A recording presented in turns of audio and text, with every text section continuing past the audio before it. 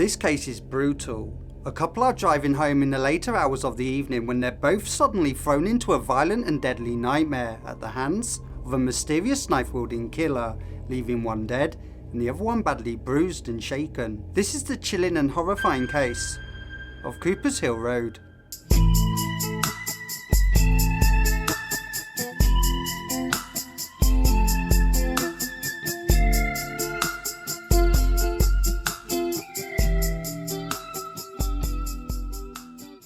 Good morning, good afternoon, and good evening, wherever you may be in the world right now. Hello, my name's Lloyd, and you're watching When Evil Follows.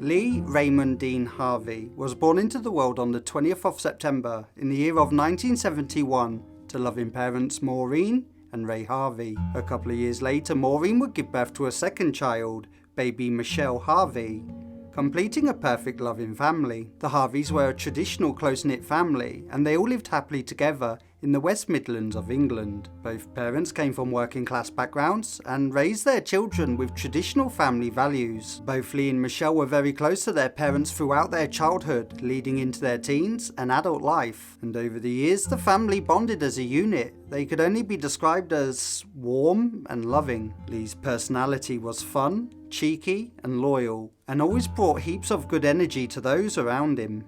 He was popular with his friends, and he always enjoyed making other people laugh. By the age of 25, Lee Harvey found steady employment working as a bus driver, and he really enjoyed his job. But more than anything else, Lee enjoyed being a father to his daughter Danielle. Lee was very close to his daughter, very much inseparable, and both were described as two peas in a pod. However, the relationship with Danielle's mother wasn't meant to be, but the pair still remained friends and supported each other in raising their daughter. The year was 1994 when Lee went out clubbing with a few friends. He had a few drinks, did a little bit of dancing on the dance floor, and he got lucky. Yeah, he met a 27-year-old woman named Tracey Andrews, and she was an amateur model and a part-time bartender. And Tracey also had a daughter who was 1 year older than Lee's daughter Danielle. Tracey Andrews' relationship with her ex-partner was troublesome and tumultuous, and within just 12 months after their relationship ending, both were now single and ready to mingle.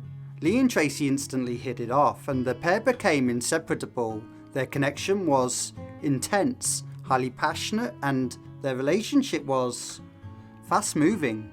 However, during this relationship, Tracey became quite possessive and jealous and very controlling over Lee, and arguments and fights would often break out between the pair in public and even at family events. Tracey also had a really mean and vicious temper, and she would often get quite nasty with Lee during these arguments that would quickly escalate, get out of control, leading to violent outbursts. But despite their differences, Lee really did love Tracey, and he decided to move into her apartment and settle down. And just months later they would fall out again, ending with Lee moving back into his parents' house. In fact, they would fight and argue so much, every time Lee moved back into Tracey's apartment, she would frequently throw him back out onto the streets and then chuck all of his belongings out of the windows. Tracey did have a temper, but it didn't stop Lee from moving back in, and eventually the pair would work out their differences. Meanwhile, all of Lee's family could easily see just how toxic this relationship actually was. And even though Lee was old enough to make his own decisions with his life, his family were still, they were still quite concerned. And the reason why Tracey was so insecure, paranoid and controlling was because she had a difficult childhood and she never really emotionally recovered from that. Her dad walked out of the family home when she was just 6 years old, leading her to not trust in future relationships. Now, these arguments between Lee and Tracey would become so regular that eventually Lee's personality would start to change, and instead of that fun and funny, bouncy, happy-go-lucky chap that everybody knows and loves, was now starting to disappear. For example, one of the arguments they had led to Tracey actually biting into Lee's neck and leaving deep teeth marks and bruising. This relationship was so strained at times and unhealthy, Lee's mother Maureen actually forbade the couple to continue seeing each other,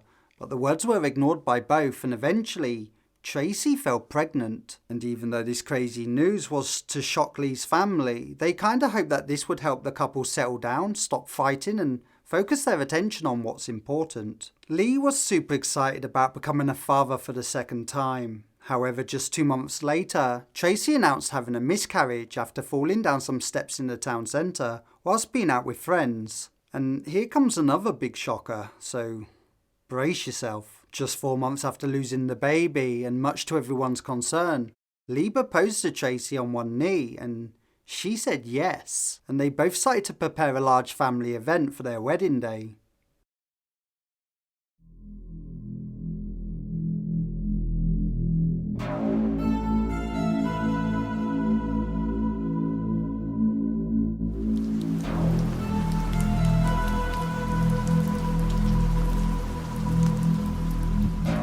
The 30th of November was the same as any other normal day. The pair got into yet another heated and explosive argument, so they attempted to calm things down and patch things up by going out shopping and then going to the pub for a quick drink. And that's exactly what they did. It was now getting late, and so they both left the pub in Lee's white Ford Escort car and headed back to Tracey's apartment. But just 2 minutes into the journey, Lee overtook a dark Ford Sierra car, and that's when all hell broke loose. The Ford Sierra driver was clearly upset with Lee's driving, and so he began flashing his lights at Lee on full beam, and followed Lee's car down the road, driving right up on Lee's tail. So Lee then starts to accelerate down this countryside road as this other car gives chase, and by this time both cars were so close together in this dangerous high-speed pursuit.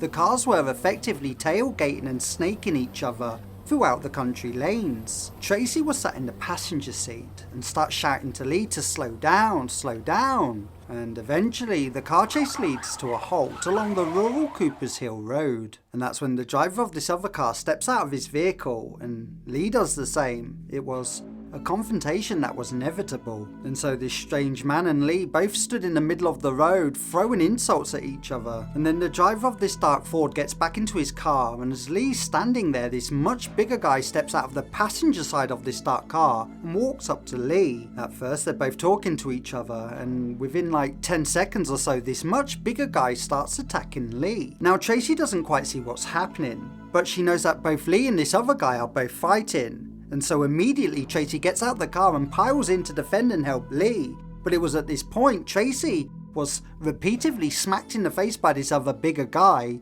who then runs back to the car and both men speed off. And that's when Tracey noticed that there was a lot of blood coming from Lee's body. And on closer inspection she realised that Lee had been stabbed and that his situation was critical. And so Tracey begins screaming out for help at the top of her lungs, whilst cradling Lee as he lay on the roadside dying in her arms. Now, this road rage incident happened right outside a suburb house called Keeper's Cottage, and the residents of the property heard the commotion coming from outside, and so he looks out of his bedroom window, sees a man bleeding, laying on the road with a woman shouting out for help. And so the property owner alerts the police and calls for an ambulance assistance. Sadly, by the time police and ambulance services arrived at the scene, Lee was laying completely motionless in the road, and his body was by now completely covered in blood. And, unfortunately, he died just moments later. Lee's body was then taken to the hospital, where a pathologist discovered that Lee had been stabbed over 39 times, with deep cuts that had severed his main artery vein in his neck. The wounds were so deep and so many, he didn't stand any chance of survival. Luckily, Tracey did survive. She had severe bruising and open injuries to her face, and she was quickly taken to the Royal Alexander Hospital to be treated for her injuries. The case was quickly passed over to Senior Detective Superintendent Ian Johnston from the West Mercia Police. He understood that time is of great importance in a violent case such as this, and so the next morning he took an accurate and articulate descriptive statement from Tracey, with no room for error. The police now had a sequence of events along with an accurate description of the chasing vehicle. They also had a somewhat blurry description of the two men that were responsible for the attack. And given the violent nature of this unprovoked attack, Detective Ian Johnston strongly believed that the best chance they had of finding Lee's killer was through radio and TV media. And so a live public TV appeal was organised. However, Just 1 hour before broadcasting was due to air, detectives asked Tracey if she wanted to participate in the appeal, and of course, Tracey wants to catch the killer as well, and so she agreed to the terms and conditions. And so a live appeal asking the public for help was broadcasted on live TV on Tuesday the 3rd of December in the year of 1996, just 48 hours after Lee's death. And so this live appeal went ahead as planned, and the media had already been fully informed by the police of the sequence of events of that fatal night leading to Lee's murder. And as I mentioned, the live appeal went ahead as planned. The media, they really focused all of their attention and all of their interest in the number one witness. And of course, that was Tracey. Sitting next to Tracey was Detective Ian Johnston and Lee's parents Maureen and Ray Harvey, who were both there supporting Tracey, as she was still looking very much in shock, beaten and bruised, but still felt ready to be able to talk to reporters. The press began asking Tracey questions about that dreadful evening, and everything was going to plan. And then, eventually, one of the reporters asked Tracey a question about the killer, and all of a sudden, and just out the blue, just for a short moment, Tracey seemed to come across so angry looking and gave the reporter a look of pure anger and rage, so much so it was scary. She looked like she'd been possessed. It was right at that very moment the reporters and press began taking photographs capturing a really and quite freaky image. And something else Tracey did that came across as quite shocking. She started to mention something that wasn't planned or discussed with police prior to this appeal. Tracey, she looked straight into the camera, to the one that was broadcasting live to the nation, and she started making an appeal for the driver to come forwards and hand himself in. She then said that you're not to blame and no one's going to blame you, and that you're not in any trouble, and that he's done nothing wrong, which is just completely bizarre. And it was right at that moment the press, the reporters and even police were all kind of taken back by this unplanned statement from her, and that's when the media started taking even more photographs. And understandably, the police and media were all starting to grow a little bit suspicious of Tracey by this point, because saying on live TV it's nothing to do with the driver and you're not to blame and you're not in trouble, it's just a crazy thing to say. And it was also a lie, because the driver was the person who started the whole situation. And then the driver was also the one who drove the killer away from the scene of the crime, making the driver an accessory to murder. The driver walked off. It's nothing to do with the driver. Whoever this person is that was with you, you obviously know him. But he's ruined my life. Please, just tell us who he is, because you won't get in any trouble at all. It was not your fault. And so it was at this point police suspicion began to spike. Just a little. Tracey was asked to explain to the media exactly what happened on that fateful evening.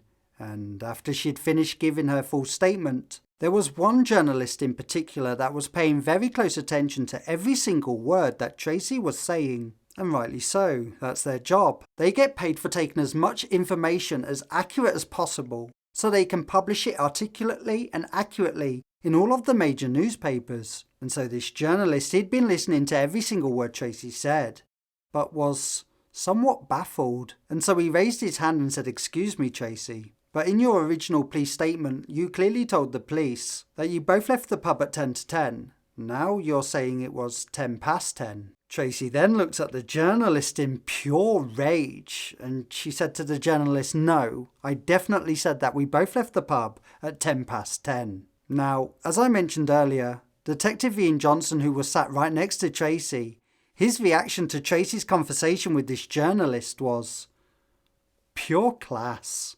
Detective Johnston slowly turns his head to the side, and then he looks right at Tracey in this suspicious and assessing way, purely because Tracey did indeed give an accurate statement to the police, with no room for error, clearly stating that both herself and Lee definitely left that pub at 10 to 10. Detective Ian Johnston, realising that there could be much more to this than meets the eye, quickly interrupted Tracey's conversation with the journalist and brought the TV live appeal to an abrupt end. Meanwhile, outside, and after the venue had finished, all of the reporters and journalists, they grouped together, and they all had the same feeling about this case, and that was that Tracey was without doubt trying to fool the nation on live TV by trying to get away with murder, At this time, Lee's family were also starting to question the integrity and honesty to Tracey's claims. Why would the killer just kill Lee for nothing and then leave Tracey alive, knowing that she could potentially be the one that could ID them both? And now her statement and times were not matching up, and her story wasn't making any sense either. The good news, however, was that the live press conference did manage to generate 3 witnesses, all coming forward with completely different versions of events from Tracey's. One of these eyewitnesses was a 9-year-old child who was living on the same lane in one of the cottages where Lee was killed. She told police that she was listening from her bedroom and that she could only hear 2 voices, one man and one woman, arguing in a car with the windows down. The 2 other eyewitnesses were a married couple. They were driving back home when they saw the white Ford Escort car just slam on the brakes, leading the car to stop almost immediately on Coopers Hill Road, on the same area of land where Lee was found dead. The witnesses also mentioned that they saw no other car that evening. And after a really close examination of Lee's body, there was over 90 strands of Tracey's hair found within Lee's hand. The pathologists believed that they were pulled from Tracey's head with speed and force, suggesting some sort of physical struggle of some kind, and that Lee's 39 stab wounds were made with a short blade, indicating that the weapon used to cut his main artery vein was almost definitely a penknife of some sort. Now, later on that same day, after the TV public appeal, Tracey actually tried to take her own life by attempting suicide by taking an overdose. Yeah, she actually swallowed 190 painkillers while leaving a note addressed to her family stating that there's no way she can live on Earth without Lee. However, soon after taking the pills, Tracey was found by her parents and she was immediately taken to hospital where they put her on a stomach pump and a drip. And she spent over 72 hours in recovery. And it was during the recovery stage Lee's parents, Maureen and Ray, went to visit Tracey to see her in hospital, and they both sat at the side of her bed. It was at this point Tracey opened up her eyes and she said to Maureen, "For everything that I've done, I'm sorry." Tracey then lost consciousness. Now Maureen and Ray, they left the hospital and they were walking back to their car, and that's when Ray turned to Maureen and said, "That's most likely the closest thing we're ever going to get to a confession." And even though Tracey's story of events wasn't making any sense, detectives working the case, they couldn't find any signs of real proof that a road rage incident had happened or taken place. And surely if 2 cars were speeding, overtaking each other down these country narrow roads, you would definitely expect to see some kind of tyre evidence left on the road. But there was simply nothing. Nothing at all to prove Tracey's claims. Another thing that didn't make any sense to the police was that Tracey said that Lee was attacked outside the car. But once the forensic team took a much closer look inside Lee's car, they found Lee's blood on the back seat of his car. Also, the blood found on Tracey's clothing clearly showed splash and spray mark patterns, rather than a transfer of blood from holding and comforting Lee as he lay dying in the road in her arms, as she claims. The forensics also found on the inside of Tracey's boot an outline of a bloody penknife, strongly indicating that's where she put the knife after the attack, down the side of her boot. It's also reported by the hospital care team that when Tracey arrived at the hospital that same night, she visited the toilet 3 to 4 times within an hour, where she no doubt disposed of the weapon in the hospital public toilets. Good afternoon. Detectives investigating the murder of a man in last week's so-called road rage attack have arrested a 27-year-old woman. Lee Harvey was stabbed to death in a country lane. His fiancée was with him when he died. An evening in the pub with her boyfriend ended in death. According to 27-year-old Tracey Andrews, she left the pub with Lee Harvey in his Ford Escort. She told police they overtook another car which gave chase. At a press conference, she described what happened to them. It was a case of both Lee and the other person were like playing cat and mouse with each other. Tracey Andrews said Lee Harvey was stabbed to death by a passenger in the second car. An hour ago, West Mercia police said they had arrested a 27-year-old woman. Jackie Rowley, BBC News. Tracey was arrested the same day she was discharged from hospital in relation to the murder of Lee Harvey. And on the 19th of November in the year of 1996, Tracey Andrews was formally charged with his murder. Lee was eventually laid to rest in February of 1997, with over 300 people turning out to say their farewells. Now, Tracey's trial began 8 months after Lee's passing at the Birmingham Crown Court, where she was found guilty of murder and sentenced to serve a life term behind bars with the minimum of 14 years to serve. Tracey Andrews was made to serve the full 14 years in prison, and she was eventually released in 2011 with a court order stating that she's not to go within 30 miles of Lee's family whatsoever. And since Tracey was released from prison, she's had countless construction surgeries to alter and change her appearance. And she even changed her name to Tia Carter and then to Jenna Stephen Goldsworthy after marrying a bouncer of a nightclub. Now, Jenna has been seen out by media and news reporters scouting around while she's doing the shopping, and yet she acts like a victim. She feels like news reporters are invading her space when the real victim here is Lee Harvey and his beautiful, amazing, strong family, who continue to live their life sentence without Lee, and that is emotionally difficult.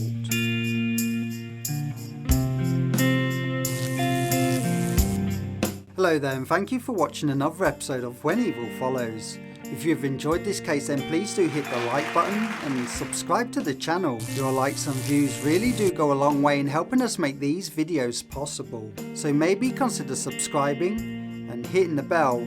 That way you'll never miss out on any of our amazing up and coming videos, just like this one. So what do you believe, self-defense or uncontrollable rage? Do you think Tracey's 14-year sentence was fair? Or maybe you believe life means life? Either way, let me know your thoughts in the comments below and share your views with our amazing community. But I really do enjoy reading all of your comments, and I will do my best to respond to each and every one of you. And if your curiosity hasn't killed the cat already, here's 2 more great videos for you to get your paws into. And as always, until next time, stay safe, look after yourself, and I'll see you again the next time when evil follows.